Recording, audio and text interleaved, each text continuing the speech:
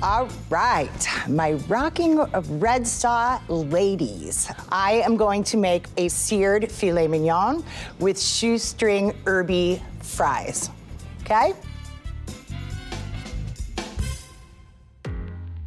So, the first thing that I'm gonna start off with today is my potatoes. I'm gonna peel them, I'm gonna cut them really finely, and I'm gonna soak them in water for the purpose of A, so they don't turn brown, but B, to wash a lot of the starch off them so they will fry up really nice and crispy. So I want this to kind of look like a haystack of potatoes. So now I'm gonna take my potato stacks and I'm gonna make beautiful knife cuts. And then we're gonna soak these in the water. Okay, so now let's talk about our big meat.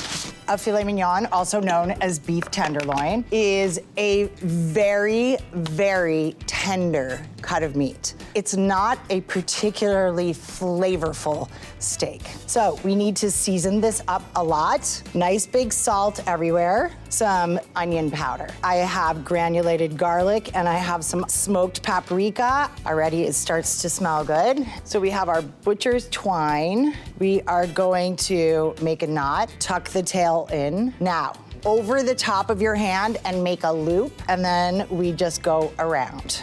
So then, here we go, another time. Then we're gonna go downtown, underneath, and then we meet it back at the beginning where that little tail was. So we have this lovely little package deal. Okay, let me just give my hands one more wash.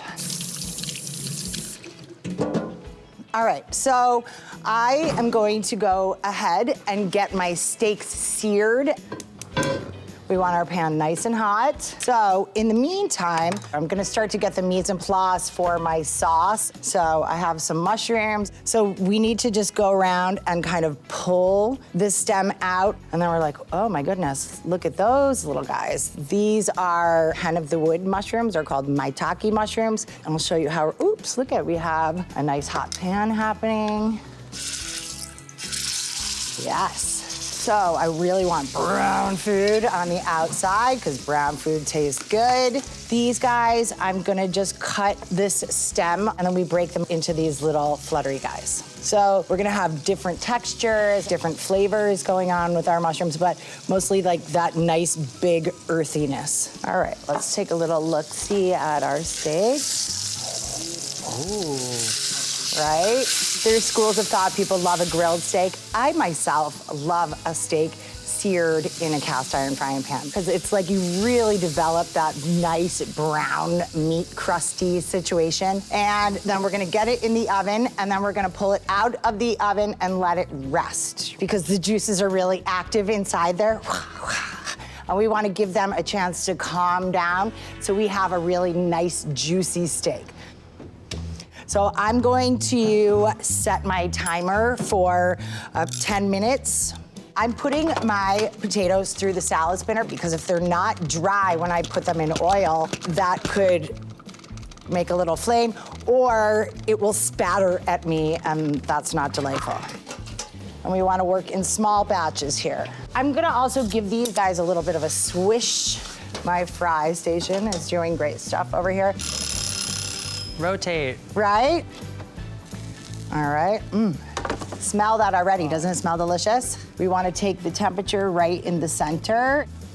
We still have a little ways to go there. We're gonna rotate this. We're gonna put back in the oven for another 7 minutes and we'll see where we are then. All right.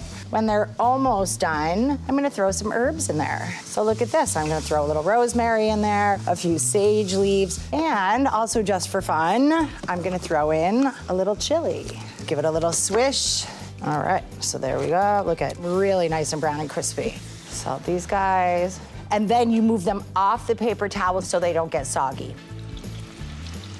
So I'm going to cook all my mushrooms separately, but once then they're all cooked beautifully, then I'm gonna put them all together.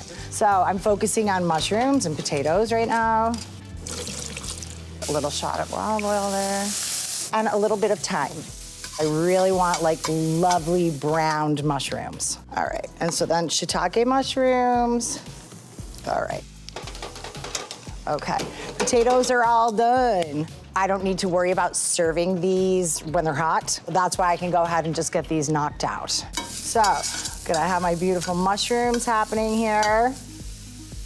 So, I have some shallots going on in my pan. Salt. I'm adding some mushrooms to this now, and I'm gonna let these wilt. All right.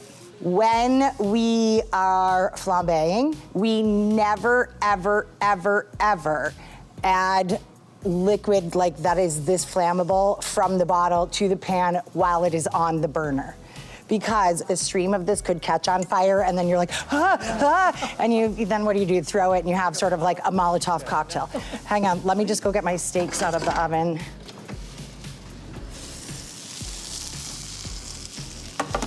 All right, and we're gonna let these guys rest. All right, here we go. Nice hot pan, and this is a commit to it, and this is kind of fun. Get ready. Woo! Woo-hoo! When the flame goes out, that means all the alcohol is cooked off. Keep your hair product out of the way. Yeah, there's a lot of hairspray over here. That makes me nervous. Believe me, I've been flambeing for years. I'm a hairspray girl. I've never caught my hair on fire. All right, so look at most of the liquid that I just added to this has cooked off. So now I need to add the bulk of my sauce part of this. I'm just gonna put all my mushrooms right in there. I'm gonna cook this down until it becomes a nice sauce consistency. I'm just gonna put a little thyme in there as well. All right, so let's think about finishing up this whole shooting match. I'm gonna slice the ends off. Like, look what we got going on there. Ooh. All the slices, I let them kind of fall where they may, and then we're gonna go right underneath with our knife. So we really see like a nice display of that. A nice big pile of these. I wanna see the potatoes and all the nice herbs. The last thing, I'm just gonna finish up my sauce with a little tiny bit of butter to make it have a lovely sheen and a really nice mouthfeel. A little thyme bundle removal. I wanna plate this very carefully. I'm just gonna put a couple chives on top. And there we go. A steak and potato dinner for two. You guys wanna give it a try? Yes. Sure.